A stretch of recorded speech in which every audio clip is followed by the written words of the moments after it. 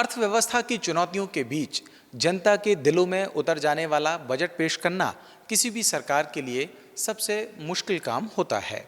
ऐसे में अगर सरकार बजट पेश करे और उसमें कोई नए टैक्स का सामना जनता को न करना पड़े तो ऐसे बजट को पहली नज़र में अच्छा बजट कहा जा सकता है। मध्य प्रदेश की मोहन सरकार ने 18 फरवरी को जो बजट पेश किया उसकी वैसे तो कई हाइलाइट्स हैं, लेकिन सबसे बड़ी ये कि जनता को किसी भी तरह के नए टैक्स का बोझ नहीं उठाना पड़ा है। अब बात करते हैं मोहन सरकार के मनमोहक बजट के कुछ प्रमुख प्रावधानों के बारे में। मध्य प्रदेश की मोहन सरकार ने कई चुनौतियों के बीच फाइनेंशियल ईयर 2026-27 के लिए अपना बजट पेश कर दिया है। फाइनेंस मिनिस्टर जगदीश देवड़ा ने अपना बजट स्पीच अर्थशास्त्र के कोट प्रजा सुखम राजनाह से शुरू किया।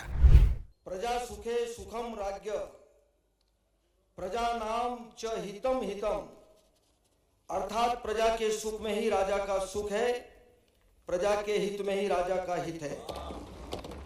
वित्तीय वर्ष 2025-26 की बजट यात्रा ज्ञान अर्थात गरीब, युवा, अन्नदाता तथा नारी को केंद्र में रखकर प्रारंभ की गई थी। इस यात्रा को और अधिक सार्थक व परिणामजनक बनाने के लिए हमारी सरकार ने क्रमशः आई फॉर इंडस्ट्रियलाइजेशन एवं आई फॉर इंफ्रास्ट्रक्चर को भी शामिल किया है, जिससे ज्ञान से प्रारंभ यात्रा का अगला पड़ाव ज्ञानी के स्वरूप में लक्षित है। प्रदेश के इतिहास में ये पहला अवसर रहा जब बजट पूरी तरह डिजिटल स्वरूप में पेश किया गया। इस दौरान वित्त मंत्री जगदीश देवड़ा ने विधानसभा में 4,38,317 करोड़ रुपए का बजट पेश किया। विपक्ष की टोका टोकी और नारेबाजी के बीच भाषण करीब 1.5 घंटे चला, जिसमें वित्त मंत्री ने खासकर महिलाओं, किसानों और युवाओं के हित को केंद्र में रखा। चलिए अब आसान भाषा में समझ लेते हैं कि मोहन सरकार का 2026-27 के बजट में आखिर किन बातों पर फोकस रहा है। 3,000 करोड़ रुपए की लागत से किसानों को 1 लाख सोलर पंप, श्रम विभाग के लिए 1,335 करोड़ का प्रावधान, समाज कल्याण विभाग के लिए 815 करोड़ रुपए का बजट, 7,95,000 विद्यार्थियों को आर्थिक सहायता दी जाएगी, सड़कों की मरम्मत के लिए 12,690 करोड़ का प्रावधान किया गया है, पीएम आवास के लिए 6,850 करोड़ का प्रावधान, पर्यावरण क्षेत्र के लिए 6,151 करोड़ का प्रावधान, पुलिस विभाग में 22,500 भर्ती निकाली जाएंगे। इसके साथ ही सबसे महत्वपूर्ण आयोजन सिंहस्थ के लिए सिंहस्थ क्षेत्र के समग्र विकास के लिए 13,851 करोड़ का जो बजट है वो प्रस्तावित किया गया है। साथ ही इस बजट में महिला सशक्तिकरण और नारी कल्याण को केंद्र में रखा गया है। बजट में महिलाओं और बालिकाओं से जुड़ी योजनाओं के लिए बड़े पैमाने पर प्रावधान किए गए हैं। सरकार ने लाडली लक्ष्मी योजना के लिए 8,801 करोड़ रुपए का प्रावधान किया है। वहीं लाडली बहना योजना के लिए 23,882 करोड़ रुपए का बजट निर्धारित किया गया है, जिससे प्रदेश की करोड़ों महिलाओं को सीधा लाभ मिलने की उम्मीद है। वहीं इस बजट पर मध्य प्रदेश के मुख्यमंत्री डॉक्टर मोहन यादव ने अपनी प्रतिक्रिया दी और राज्य के बजट को सर्वस्पर्शी, समावेशी विकास, सुशासन, पर्यावरण, पर्यटन और सांस्कृतिक पुनरुत्थान पर फोकस बताया है।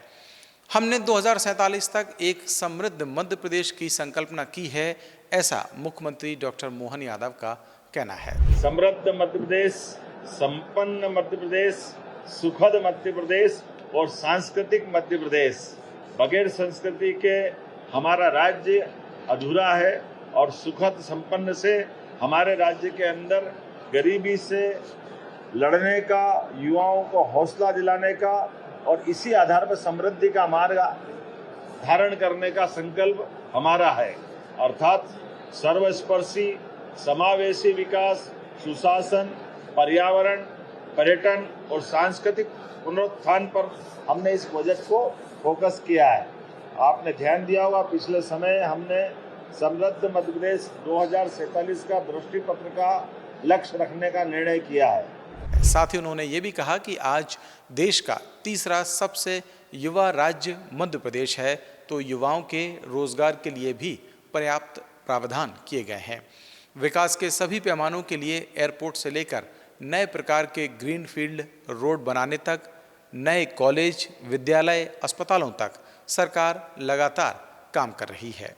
हालांकि बजट और कर्ज को लेकर कुछ सवाल विपक्ष ने उठाए हैं, लेकिन इन सब के बीच उम्मीद ये है कि मोहन का बजट मजबूत मध्य प्रदेश की नींव को और मजबूत करेगा, ऐसी उम्मीद की जा सकती है।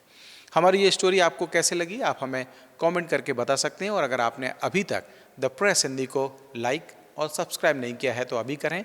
और मुझे दें इजाज़त, नमस्कार।